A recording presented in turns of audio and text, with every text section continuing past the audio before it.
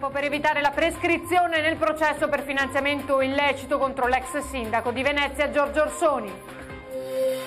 Militanti 5 Stelle svelano in retroscena una lettera del presidente del 18 Consiglio Comunale per chiedere di mantenere i pass ZTL. La casta, quella con la K, non molla mai. Ecco la dura accusa del Movimento 5 Stelle veneziano all'ex presidente del Consiglio Comunale Roberto Turetta. Sentite perché.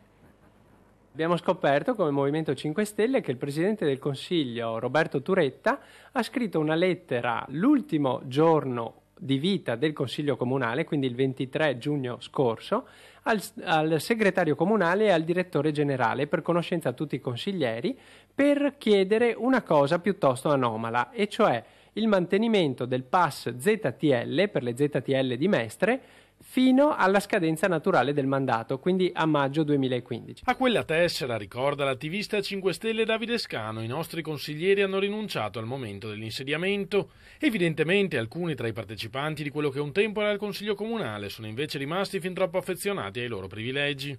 Il Consiglio Comunale non c'è più perché c'è stata appunto una dimissione di massa, non esiste più nessun organo comunale, salvo appunto il commissario che deve arrivare, e però i consiglieri probabilmente hanno fatto pressione su Turetta per mantenere questo privilegio, secondo noi, ingiustificato e ingiustificabile. L'ex presidente Turetta, attaccano i grillini, che sabato era in prima fila al Gay Pride, reclamando diritti uguali per tutti, sta difendendo invece privilegi inaccettabili. È la casta che purtroppo, con la K, che non vuole morire, non vuole mollare le proprie prerogative speciali e non accettate più dai cittadini.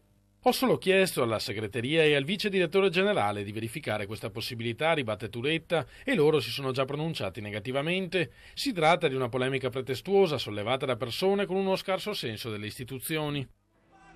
Non siamo una casta, siamo cittadini, punto e basta. Ognuno vale uno,